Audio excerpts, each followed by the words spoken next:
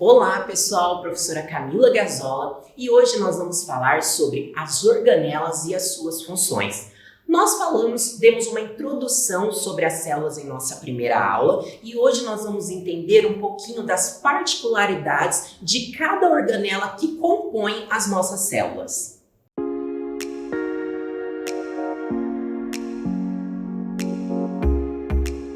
Pessoal, então agora nós vamos falar especificamente sobre as organelas que estão presentes no interior das células. São essas organelas quem vão capacitar as células a executarem todas as atividades vitais necessárias para a sua sobrevivência. Nós vamos ver então neste tópico cada uma das organelas, bem como as funções que são atribuídas a elas. E nós vamos conhecer também toda a estrutura que compõe essas organelas, que são extremamente necessárias para a manutenção da célula. Antes de nós iniciarmos, vamos aqui retomar rapidamente alguns conceitos da aula anterior. Nós vimos que basicamente existem dois tipos celulares eucariontes, que são as células animais, aqui representadas em azul, e as células vegetais. Apesar de ambas serem eucariontes e de possuírem um núcleo, olha só que é essa estrutura delimitada por célula, elas se diferenciam principalmente porque, ao passo que eu tenho a membrana plasmática na célula animal, eu também possuo aqui na célula vegetal. Porém, a célula vegetal eu tenho a presença de uma parede celular delimitando toda a célula. Mas ainda assim, ambas possuem o seu interior totalmente compartimentalizado. Além disso, todas as organelas ficam embebidas no citoplasma, que é esse líquido aqui no interior da célula. Algumas organelas, elas são incomuns tanto à célula animal quanto à célula vegetal. Outras são particularidades de cada uma delas.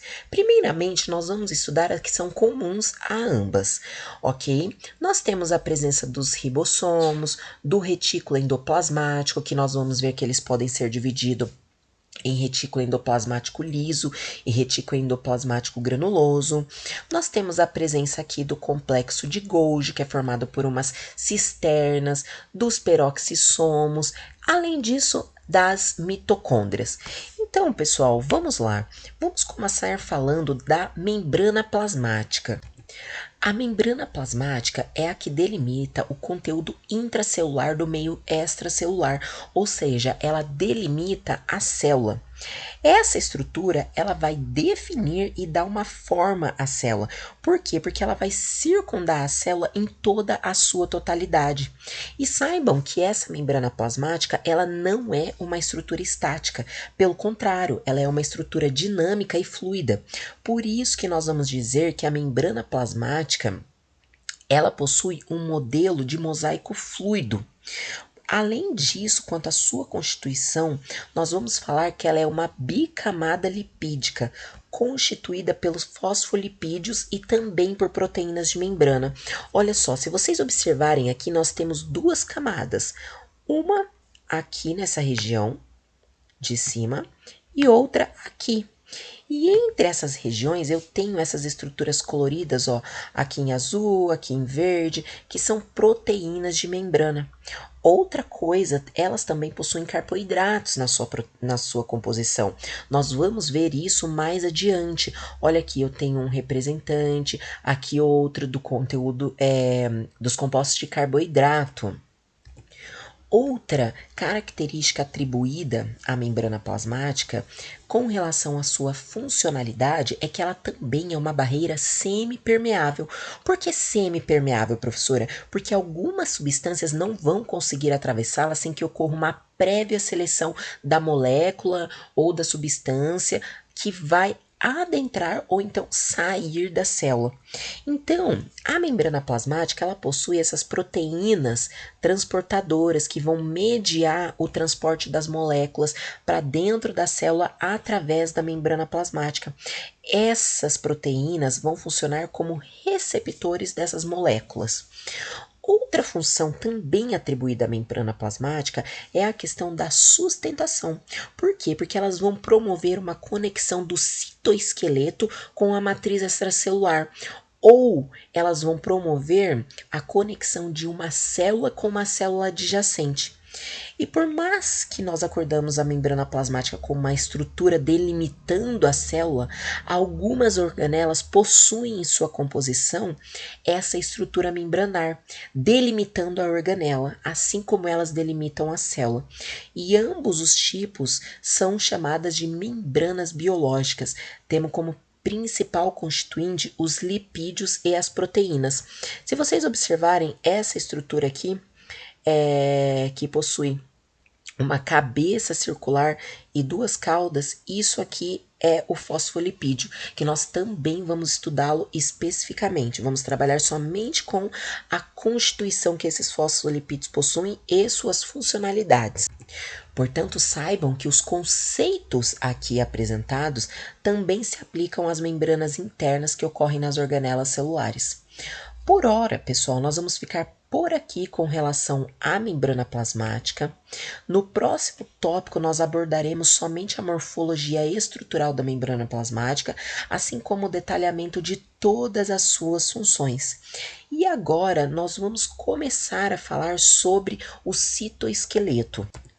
Com relação à constituição do citoesqueleto, ele possui uma rede de fibras que fica localizada no citoplasma das células, que é exatamente o local onde todas as organelas vão ficar embebidas, ou seja, no interior da célula. E essas fibras que constituem essas redes, elas podem ser microtúbulos, filamentos de actina e também filamentos intermediários, assim como está representado nessa imagem. Na letra A eu tenho os filamentos de actina, na letra B os filamentos intermediários e aqui na letra C os microtúbulos. Essa estrutura, ou seja, o citoesqueleto, ele possui a função de sustentação e manutenção da forma celular. Nós dizemos que o citoesqueleto apresentam basicamente dois tipos de proteínas. As proteínas que são chamadas de proteínas estruturais e também as proteínas que são chamadas de proteínas motoras. A primeira, ou seja, a estrutural, é a que vai conferir a manutenção da forma celular. Já as proteínas motoras são as que vão permitir que ocorram os diversos tipos de movimentos na célula. O citoesqueleto, portanto, ele é uma estrutura dinâmica, pessoal, capaz de se decompor e recompor no interior celular. Por isso que as células elas possuem a capacidade de realizar certos tipos de movimentos, que nós chamamos de movimentos ameboides, que vão ser os movimentos responsáveis pelo processo de fagocitose e pinocitose celular. Nós vamos ver isso mais adiante. Nesse processo de fagocitose ou pinocitose, no interior da célula vão formar vacúolos alimentares. E basicamente, então, esse processo de fagocitose vai consistir no englobamento de partículas sólidas e o processo de pinocitose de partículas líquidas e pequenas para o interior celular. Outra função relacionada ao citoesqueleto é que ele pode se organizar, olha só, em cílios e flagelos, devido terem a presença dos microtúbulos. Essas estruturas, elas são estruturas alongadas, tá? Nas células, e elas possuem um formato cilíndrico e apresentam um canal central. Cada microtúbulo ele vai ser composto por um polímero de tubulinas associados a moléculas de GTP. Dessa forma, então, além de conferir uma função esquelética e estrutural, auxiliando a manutenção do formato celular, o citoesqueleto eles também vão atuar na movimentação celular dos cílios e dos flagelos. Os cílios, pessoal, eles são estruturas que vão se apresentar em números maiores, porém o tamanho dele é mais diminuto. Já os flagelos, eles aparecem em números menores, porém eles são em tamanho maior do que os cílios, e a organização dos microtúbulos na estrutura desses elementos se dá da seguinte forma como está representado aqui, em 9 duplas de microtúbulos periféricos e mais 2 centrais. Então, se vocês observarem nessa região, eu tenho 9 duplas de microtúbulos e um par central, tá bom? Pessoal, mais adiante nós vamos trabalhar um pouquinho mais aprofundado essa questão da estrutura ciliar dos flagelos, porque eles fazem parte da movimentação celular e nós vamos ver exatamente como é que isso ocorre. Agora nós vamos abordar uma estrutura extremamente importante para as células, que nada mais é do que o núcleo. O núcleo, pessoal, ele é delimitado nas células eucariontes pelo envoltório nuclear, ou também pode aparecer para vocês pela carioteca, e é o fator principal que vai distinguir o que são células procarióticas das eucarióticas. Por quê? Nós temos que lembrar que as células procarióticas não apresentam o envoltório nuclear, ok? O envoltório nuclear está presente somente nas células eucarióticas e é justamente o que vai delimitar, olha aqui, o núcleo. E no núcleo, nós vamos ter a presença do material genético, que é do tipo ácido desoxirribonucleico, ou então o famoso DNA. O envoltório nuclear, pessoal, também é uma membrana de 2 camadas, assim como nós vimos na membrana plasmática, e ele possui, olha só, a presença de poros nucleares, que está aqui representado para vocês nesse esquema. A membrana nuclear interna, ou seja, que fica aqui em contato com o material genético, ela vai apresentar proteínas específicas que vão dar o suporte estrutural ao núcleo. E a membrana nuclear externa, que fica em contato com as outras organelas e com o citoplasma celular, ela vai se prolongar e formar a membrana do chamado retículo endoplasmático. Outro sim apresenta ribossomos que estão envolvidos na síntese de proteínas, que são chamados de retículo endoplasmático rugoso. Diversas moléculas e substâncias vão participar do tráfego que ocorre de maneira bidirecional, e saibam que esse tráfego também ocorre de forma seletiva. Então, essa troca de moléculas ou substâncias vai ocorrer entre o citoplasma, ou também chamado citosol, e o núcleo celular através da membrana do envoltório nuclear. E esse processo, como eu disse para vocês, ele é seletivo porque ocorre sinais de localização nuclear, que são sinais de endereçamento, permitindo então que ocorra esse tráfico de substâncias nessas regiões, graças à presença desses receptores de importação nuclear que estão aderidos no envoltório nuclear.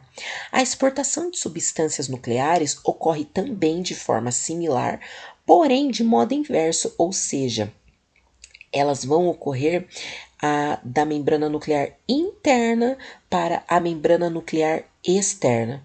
Então, pessoal, as principais funções: transporte de substâncias do citoplasma para o interior do núcleo ou do interior do núcleo para o citoplasma, além da proteção do material genético que se encontra exatamente aqui no interior do núcleo.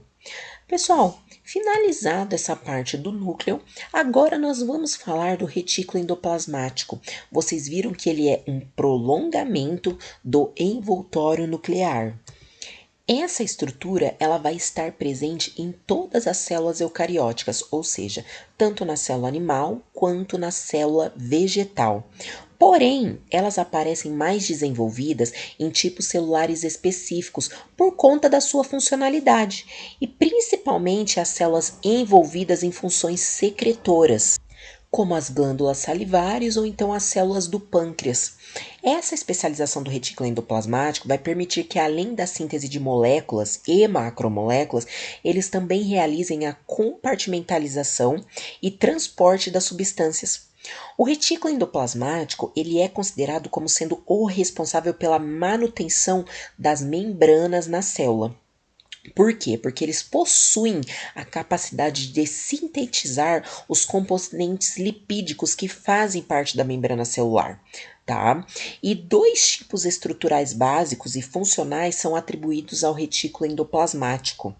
Um é chamado de retículo endoplasmático granular ou rugoso, que ele possui a presença de ribossomos aderidos em sua membrana. Vocês podem observar aqui, ó. Então, eu tenho o retículo endoplasmático rugoso com a presença de ribossomos, que são essas bolinhas representadas aqui na ilustração, tá?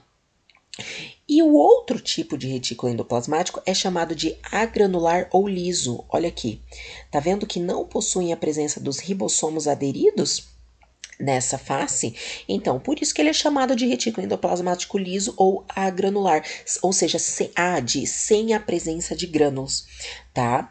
Quanto à função associada a cada um, saibam que ambos vão realizar as atividades de modo muito similar, com exceção da síntese de proteínas, que vai ser exclusiva do retículo endoplasmático rugoso ou granular. Por quê? Porque eles possuem a presença dos ribossomos aderidos em sua membrana. E a síntese de lipídios já vai ficar por conta do retículo endoplasmático liso ou agranular. Portanto, pessoal, eles realizam função secretora, síntese de moléculas e macromoléculas, além da manutenção das estruturas que vão compor o que? As membranas na célula. Finalizados os retículos endoplasmáticos, agora nós vamos falar um pouco sobre os ribossomos. Pessoal, nós vimos que os ribossomos podem estar aderidos no retículo endoplasmático rugoso, mas saibam que essa estrutura não está presente somente na membrana do retículo endoplasmático rugoso, tá? Elas podem estar dispersas por todo o citoplasma celular. Primeiro, vamos falar com relação à estrutura. Elas são pequenas e elas podem estar presentes, como nós vimos, tanto no retículo endoplasmático granuloso, quanto livres no citoplasma das células, tanto procariontes quanto eucariontes. Isso é muito interessante. Então, não são somente as células eucariontes que possuem a presença de ribossomos no seu interior, tá? Eles possuem a capacidade de produzir proteínas que vão garantir o funcionamento celular. E essa produção de proteínas vai ocorrer através da informação genética que está contida no RNA mensageiro, pelo processo de tradução que vocês vão ver de forma mais aprofundada na disciplina de genética, tá? As mitocôndrias, elas também possuem ribossomos em seu interior, ou seja, são ribossomos próprios. Quanto à estrutura dos ribossomos, eles são constituídos por duas subunidades de tamanhos distintos, e que elas são compostas por um tipo de RNA que é chamado de RNA ribossomal, além de proteínas. Outra coisa, os ribossomos, eles não possuem membrana delimitando essas subunidades. Eu tenho a presença de uma subunidade maior, como vocês podem ver representado aqui, quanto de uma subunidade menor. E ainda assim, nenhuma delas possui a membrana. Portanto, nós podemos dizer que os ribossomos, eles são uma espécie de grânulo. Por isso, dizem que eles são estruturas e não organelas celulares. Então, pessoal, dito isso, só se lembre que os ribossomos, eles possuem como principal função a síntese de proteínas. Bem particular, que é a presença dessas cisternas achatadas, formando a estrutura do complexo de Golgi. Ele é bem fácil, inclusive, de ser identificado quando vocês forem analisar uma estrutura celular como um todo, quando estiver mostrando todas as organelas. A partir do momento que vocês visualizarem essas cisternas, essas bolsas ou vesículas, né, achatadas uma acima da outra, isso aqui representa o nosso complexo de Golgi, tá? Existe uma teoria de que provavelmente eles surgiram pela invaginação da membrana plasmática no interior da célula. E essas vesículas que formam o complexo de Golgi, elas possuem uma espécie de saco que recebe o nome, então, das cisternas que vão armazenar as vesículas que possuem a capacidade de transportar as substâncias que estão aqui dentro armazenadas. Então, vocês podem observar, olha só, aqui eu tenho uma vesícula transportadora e aqui eu tenho uma vesícula secretora, que é justamente a vesícula que vai sair com a substância e se unir aqui, se fundir a membrana plasmática e eliminar então as substâncias para o meio extracelular, ok? Esta organela, então, ela vai ter como função a secreção, que nós vimos aqui, quanto o endereçamento das substâncias. E ela funciona em conjunto com o retículo endoplasmático, que nós vimos anteriormente. Uma outra função, pessoal, do complexo de Golgi é o armazenamento de proteínas que vão ser utilizadas posteriormente pela célula. Além disso, o complexo de Golgi ele possui um papel fundamental na formação de outras organelas de nossa célula, como por exemplo o acrossomo que está presente no espermatozoide. E isso ocorre porque essa estrutura ela possui no seu interior enzimas e matéria-prima específica para realizar a produção de outras organelas celulares, tá? Então, com relação à composição, não se esqueçam, vesículas achatadas que formam as cisternas. E a função, transporte e endereçamento de substâncias, armazenamento de proteínas e formação de organelas. Agora, vamos começar a falar sobre as mitocôndrias, organelas extremamente importantes para as células, na verdade, né, para nossa vitalidade como um todo, tá? Nós vamos falar especificamente da mitocôndria e dos processos das funções a elas relacionadas mais aprofundado mais para frente, mas por hora, vamos falar com relação à composição e às principais funções. As mitocôndrias, pessoal, elas também são envoltas por uma dupla membrana e elas vão ter uma capacidade particular que é realizar a síntese de ATP. Outra particularidade das mitocôndrias é que elas possuem o seu próprio DNA, que vai ser uma pequena molécula circular de origem exclusivamente materna. Além disso, elas também possuem ribossomos próprios e outros componentes que dão a capacidade para a síntese de proteínas dentro da própria organela, ou seja, dentro da mitocôndria mesmo, tá? E dois subcompartimentos são reconhecidos nas mitocôndrias. Um é o espaço interno da matriz, tá? Então, vocês podem observar aqui esse espaço interno. Que ocorre entre as membranas, tá? E eles vão formar essas cristas mitocondriais aqui dentro, que são as invaginações da membrana no interior da organela. Essa membrana aqui no interior, ela não vai ser muito permeável, depende muito da proteína de transporte. Além disso, é nessa membrana que se localiza o complexo enzimático respiratório e a ATP sintase, que vai realizar a síntese de ATP pelo processo da fosforilação oxidativa. Já a membrana externa da mitocôndria, aqui representada, fica em contato com o citoplasma celular e apresentam as porinas, que nada mais é do que uma proteína de canal que vai conferir permeabilidade à membrana externa. Por isso que essa membrana se torna mais permeável do que a membrana interna. Então, pessoal, vamos retomar. Com relação à composição, ela possui uma dupla membrana, ela possui DNA próprio, ribossomos, espaço interno da matriz, que são as cristas, e espaço interno entre as membranas, além da membrana externa e da membrana interna. As funções relacionadas à mitocôndria: síntese de ATP, síntese de proteínas dentro da própria organela e respiração celular. Dando continuidade ao nosso estudo das organelas, agora vamos falar dos peroxissomos. Pessoal, os peroxissomos, eles são moléculas extremamente abundantes na célula do fígado e dos rins. Além disso, eles também aparecem em vários tecidos vegetais, mas nós vamos ver que tem um tipo de peroxissomo especial para os tecidos vegetais, tá? Nós já vamos falar disso. Com relação à composição, eles já vão apresentar uma membrana única e ela pode conter uma estrutura cristalina interna que é denominada de nucleóide.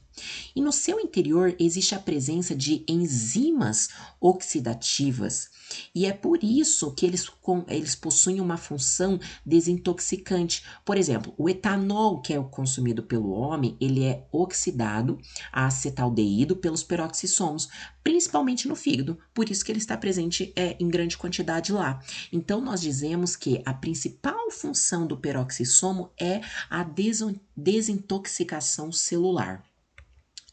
Gente, agora vamos abordar as questões sobre os centríolos, que são estruturas que participam do processo de divisão celular.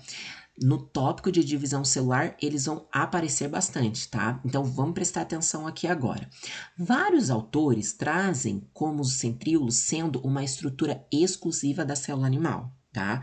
Porém, eles também podem ocorrer em algumas células vegetais de plantas inferiores, como por exemplo os musgos e as samambaias. E eles são extremamente importantes durante o processo de divisão celular. Por quê? Porque vão ser eles quem vão orientar a formação do fuso acromático. Além deles participarem ativamente do processo de divisão celular, eles também têm uma outra função. É que eles vão auxiliar na formação dos cílios e dos flagelos, que nós já falamos anteriormente.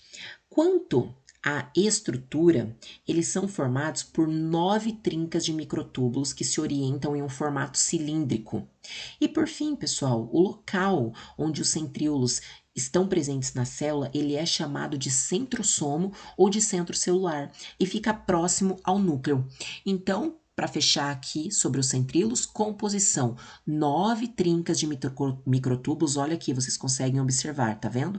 9 trincas de microtúbulos dispostos de maneira circular e eles possuem função de divisão celular e formação de cílios e flagelos.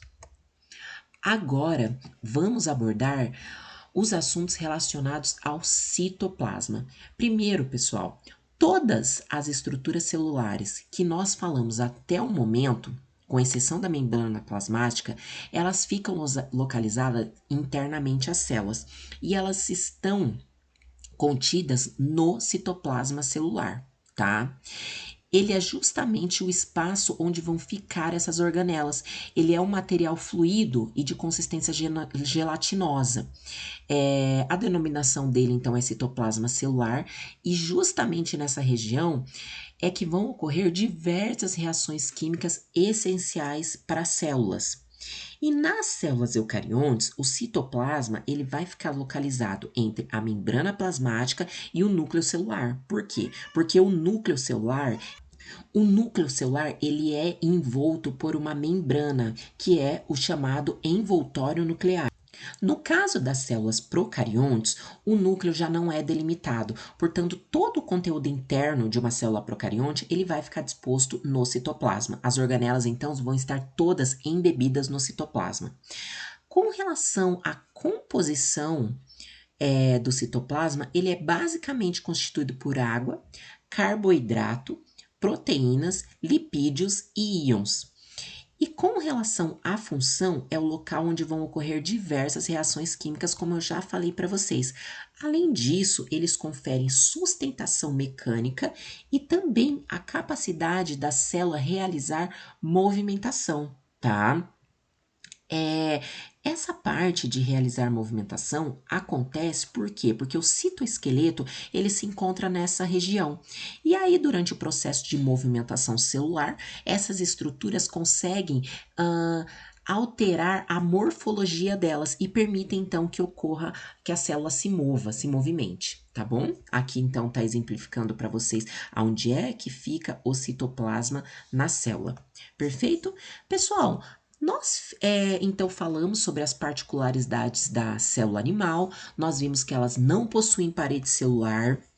Elas armazenam energia em forma de glicogênio, apresentam os centríolos e pode ocorrer a presença de alguns vacúolos, como por exemplo os vacúolos contráteis ou pulsáteis nos organismos procariontes.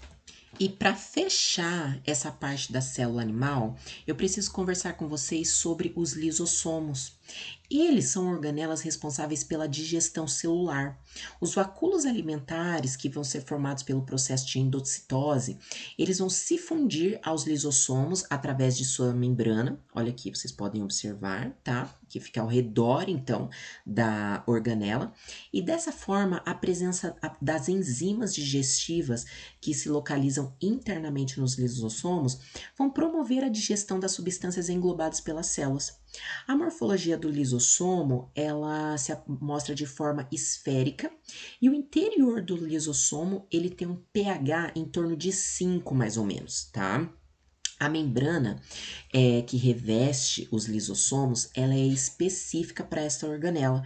Por quê? Porque elas possuem a presença dessas enzimas digestivas agindo internamente. Então, eles apresentam uma membrana única, com um revestimento rico em carboidratos e proteínas, que não são reconhecidos pelas enzimas. Então, dessa forma, as enzimas digestivas não degradam a membrana dos lisossomos, tá?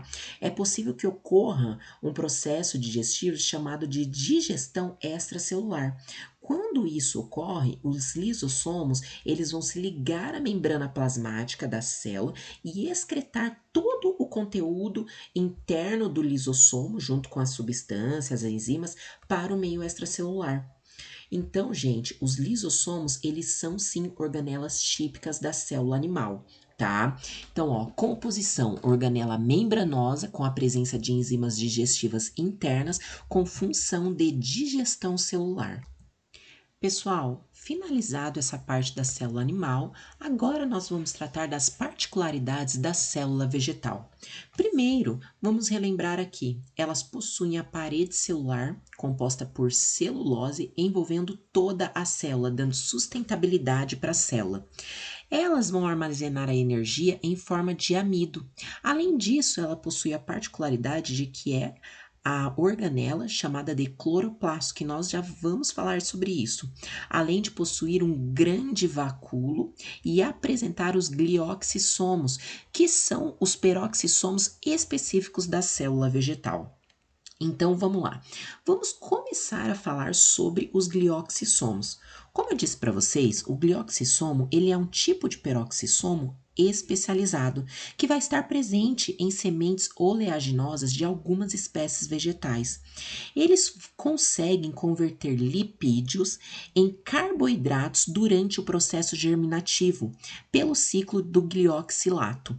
Então, gente, olha só, aqui nessa fotomicrografia, vocês conseguem ver a presença do glioxissomo, que é essa estrutura mais escura aqui no interior celular. A composição dele é que ele apresenta uma rica membrana, apresenta nucleóide, enzimas oxidativas no seu interior, tá?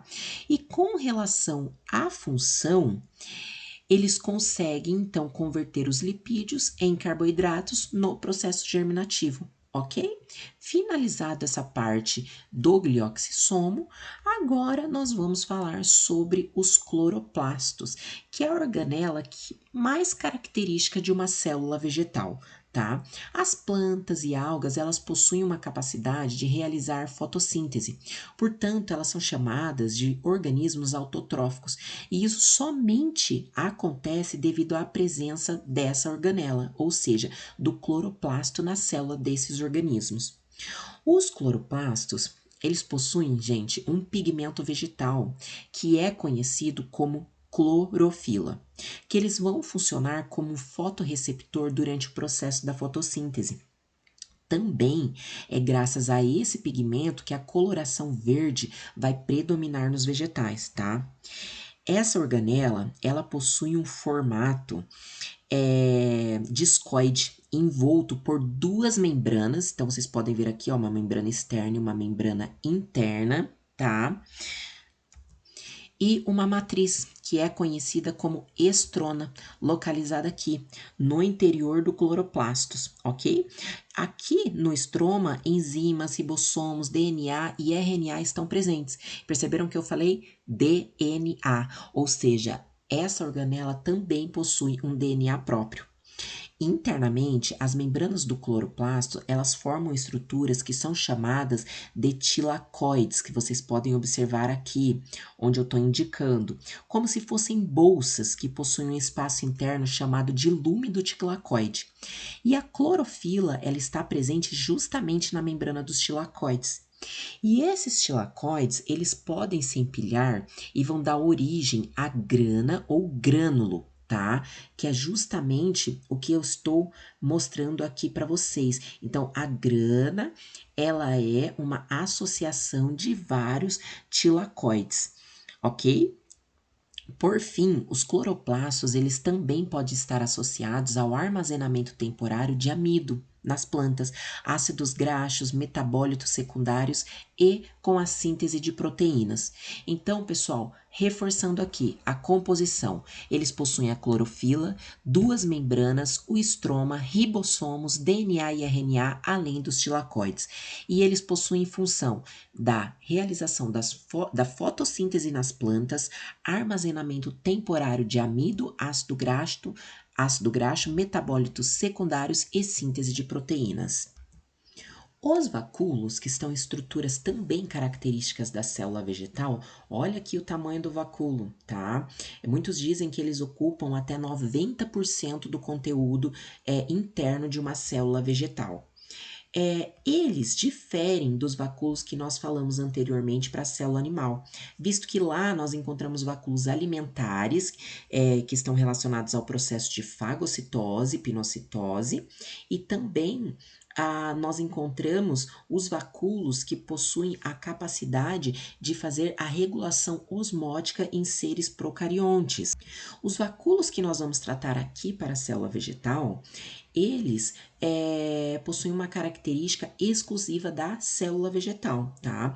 Eles vão apresentar uma única membrana denominada de tonoplasto, ou seja, essa membrana que circunda, que delimita o vacúolo, é chamada de tonoplasto.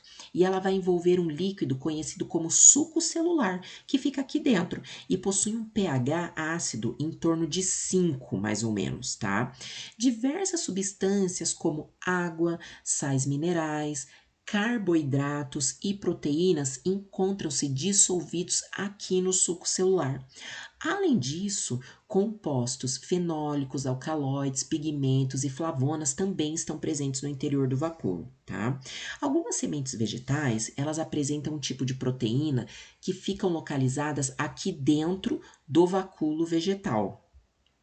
E elas são conhecidas como grãos de aleurona, e eles vão ser responsáveis por digerir os hidratos de carbono durante a germinação da planta. E algumas funções podem estar relacionadas aos vacúolos vegetais, dentre elas a função de reserva, o controle osmótico, a degradação de substâncias e defesa, promovendo então uma proteção para a planta. A parede celular vegetal também é uma característica específica da célula vegetal, tá? Então, ela é uma estrutura que vai estar localizada envolvendo toda a membrana plasmática e ela pode ser classificada em parede celular primária, que são formadas principalmente por celulose, hemicelulose e pectinas, ou então elas podem ser chamadas de parede celular secundária, que vão apresentar basicamente 3 subcamadas, que é chamada de S1, S2 e S3. Então não tem como esquecer, subcamada 1, subcamada 2 e subcamada 3, que vão ser compostas por celulose, hemicelulose e lignina. Então, especificamente na parede celular primária, eu tenho a presença da pectina e da lignina na secundária, tá? As paredes celulares secundárias, elas vão estar presentes nas células que compõem o xilema e o esclerênquima da planta, ok? E a principal função da parede celular é de conferir proteção à célula. Ela vai impedir a entrada de patógenos e também de água em excesso, para que não ocorra o rompimento da célula, tá? E outras funções, como o controle de transporte de substâncias, também ocorrem na parede celular. Então, pessoal, olha só, composição: celulose, hemicelulose, pectina e lignina, dependendo se ela é primária ou secundária, e as funções, retomando: proteção à célula, rigidez e garantem o formato celular e controle de transporte de substâncias. Bom, pessoal, chegamos ao fim da nossa aula, então, só para revisar basicamente o que nós falamos nesse tópico sobre as organelas celulares, nós vimos que todas as organelas presentes em cada tipo celular eucarionte, bem como as particularidades de cada uma, as que estão presentes na célula animal e as que estão presentes na célula vegetal. Então, para fixar, vale relembrar as estruturas e as organelas concernentes a ambos os tipos celulares. Então, gente, olha só. Primeiro, essas células, elas vão apresentar em comum a presença da membrana plasmática, citoplasma, núcleo, retículo endoplasmático, complexo de Golgi, ribossomos, mitocôndrias e os peroxissomos. Já com relação às particularidades da célula animal, nós temos a presença dos lisossomos e dos centríolos. Lembrando que em alguns grupos de vegetais inferiores, os musgos, por exemplo, os centríolos estão presentes, a samambaia também. Já as particularidades das células vegetais, elas consistem na presença dos cloroplastos, por isso que elas conseguem realizar o quê? A fotossíntese, além da parede celular, do glioxissomo, que é um tipo especializado de peroxissomo, além dos grandes vacúolos. Então, até a próxima, pessoal, e bons estudos! Pessoal, muito obrigada por vocês terem assistido a aula toda. Lembrando que a aula fica disponível para vocês. Então, se tiverem alguma dúvida, volta, retoma o material. Não se esqueçam que vocês têm opção de fazerem leituras complementares sobre tudo que foi trabalhado na aula. Ficou com alguma dúvida? Leia o material disponibilizado. Façam todos os exercícios, que será primordial para vocês construírem um saber amplo de tudo que foi trabalhado aqui com vocês. Muito obrigada e até a próxima!